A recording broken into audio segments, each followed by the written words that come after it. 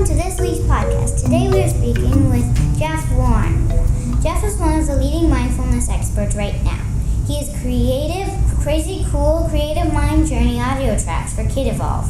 This way, kids can learn how to do mindfulness in a way that is fun and not boring, whenever they want. Hi, Jeff. Hi, Ella. Today I have 10 questions for you. Are you ready? I'm ready. How often do you do mindfulness meditation, and is it hard or easy for you? I do mindfulness meditation every day. Sometimes it looks just like in the pictures when people sit with their legs crossed with their eyes closed. Sometimes it looks like that. But most of the time, I just do it when I'm walking around. Like I'm doing it even now. And what it means is I'm just sort of aware of what's going on with me. And I'm just kind of constantly opening and relaxing and making little adjustments, I guess you could say. And it's hard at the very beginning just because you're trying to learn to make a habit of it, but pretty quickly it becomes automatic, or fairly automatic. What are the main benefits for meditation for kids? So I think the main benefits for meditation for kids, well, first of all, it depends on what kind of meditation. There's so many different kinds. But you could say maybe general things are that it's good for helping make you feel a little bit calmer when you want to feel calmer. It's good for letting you maybe make better responses so you don't get so mad or lash out. And it's also good for really helping you remember that everybody is a person too, and that it's good to be friendly to people and those kinds of things. Are there any negatives of daily meditation? Well, I guess one might be that one of the negatives you could say would be that when you're, say, doing a sitting practice, that means that you have to find time for it, and you might not be able to do something else. So that's just like anything. But for a short daily practice, really, I think the biggest challenge is just trying to make the time for it. And also dealing with people are going to be interrupting and yelling at you, and the dog barking and people running around. How do you come up with your Creative Mind Journeys audio tracks at Kid Evolve? Well, I come up with these, I think about when I was a kid and what I would have liked to have listened to, because I had a hard time when I was a kid with different things. I would get really mad, or I would be too excited and just be not being able to control myself, or sometimes I would feel weird if something happened at school. I wouldn't know how to react. If I saw someone getting bullied or something. So sometimes that's a reason, but other times it's just I think of something that would be fun, and my own little kid inside me feels excited about it, and then I'll just do it. So it's like you. How do you come up with ideas when you're doing something artistic? Well, normally we get like our teacher says, draw something about this, or paint something about this, and then you kind of think of it off that normally. And sometimes it's an issue like bullying or garbage and stuff like that. And when you're working, do you find you know exactly what you're going to do ahead of time, or does it just sort of happen when you're working on it? It kind of works itself out. It kind of, for me, it's more like if you're doing a painting or just a drawing, you always start in pencil to know if you want it to do it or not. And sometimes you'll just start with little face, and then all of a sudden it gets to this giant elaborate piece, because you just can add on stuff as you go. Oh yeah. So can I ask you a question about drawing? Have you ever had the experience when you're drawing that you're really, really enjoying it, and it's like you just kind of go right into the drawing and you forget everything else? Have you had that experience? Yeah, for ours, we have 10 minutes where we can just get our computers or our phones, and just if we brought headphones, we can just plug them in and we can listen to music and just sketch for 20 minutes, and it's really nice. And normally you kind of get lost in a drawing because you can't hear the other sounds, you can just hear music. Oh, I see. Okay. So I was going to say the experience of getting very almost lost in the drawing, like really doing it, that's part of meditation.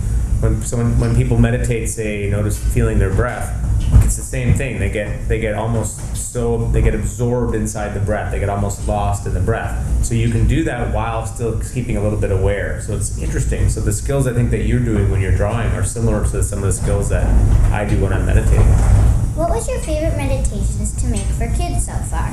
I think my favorite meditation, well, I really liked making Underwater Journey or Ocean Adventure, because I got to be the octopus and be the different animals, and that was super fun for me.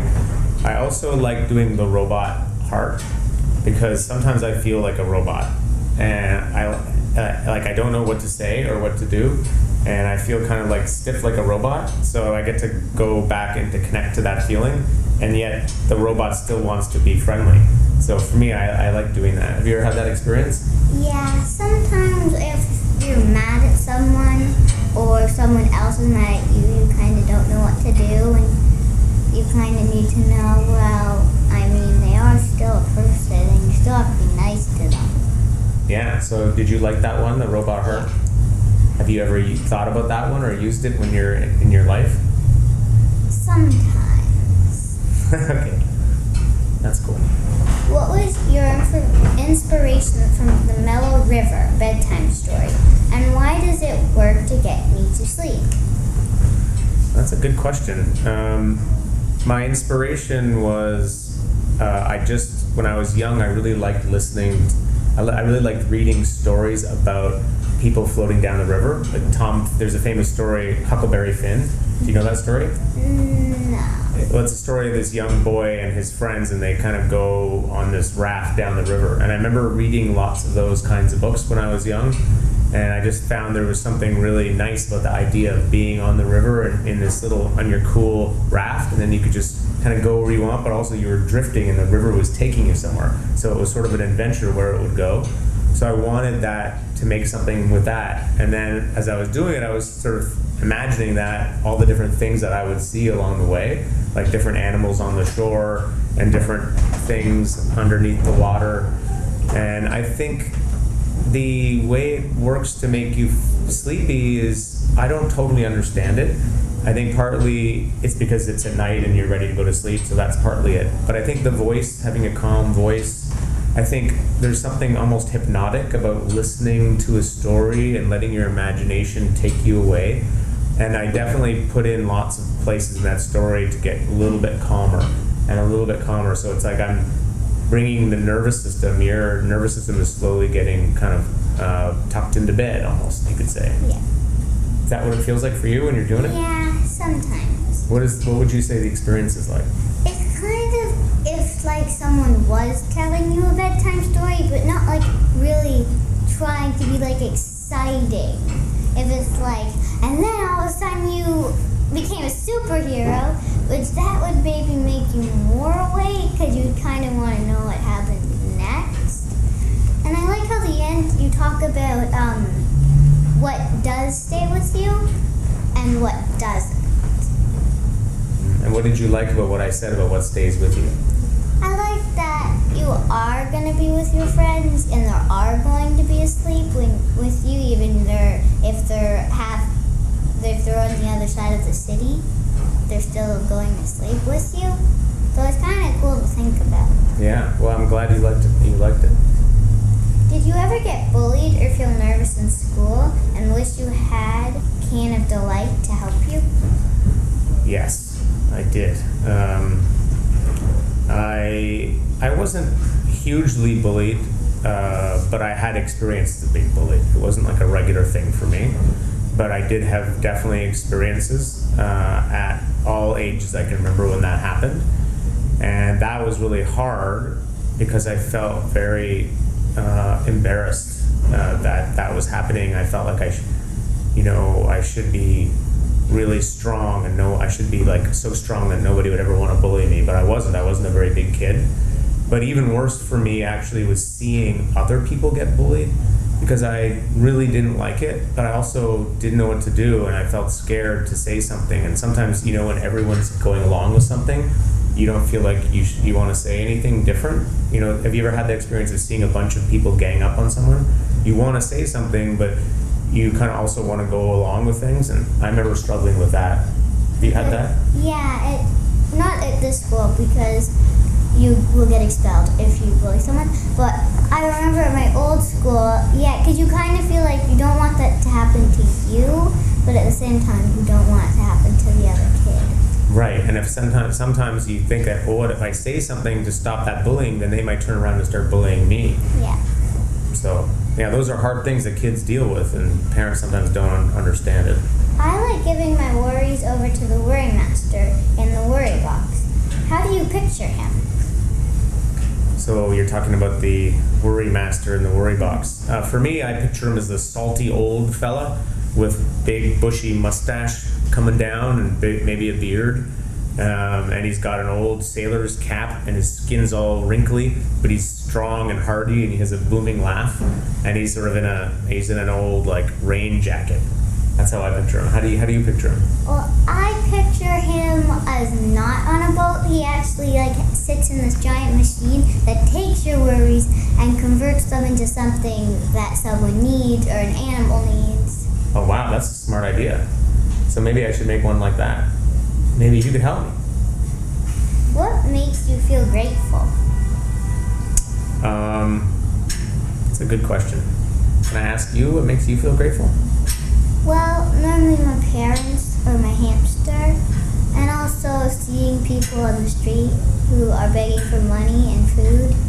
It kind of just makes you like step back and say, well, I have that and I don't have to beg. And I have a house, and I have toys, and I have what I need. That's a really great answer. I think similar things. I feel grateful for my friends and my family. I do a practice at the end of the day, actually. I'm going to do one for Kid Evolve, where my wife and I go through the things that we're grateful for. And what I've learned is that it helps to start noticing smaller and smaller things. So I might also be grateful for the way the trees looked one day when the snow was on them or the light was in them.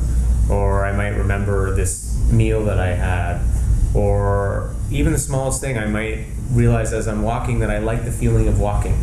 And I think, wow, I'm grateful to have a body to be able to do that. So when you start looking, I find that there's a lot there that you can end up being grateful for. What's the easiest trick I can learn to do mindfulness? In a way, the essence of mindfulness is super easy. It's just being aware of what's going on. So the easiest trick you can do to be mindful is just to kind of be aware about what you're feeling, I would say. So be aware of what you're feeling inside. It could be being aware of things you're looking at, but it's good to be aware, how do I feel right now? Do I feel comfortable or uncomfortable? Like, do you feel comfortable or uncomfortable right now?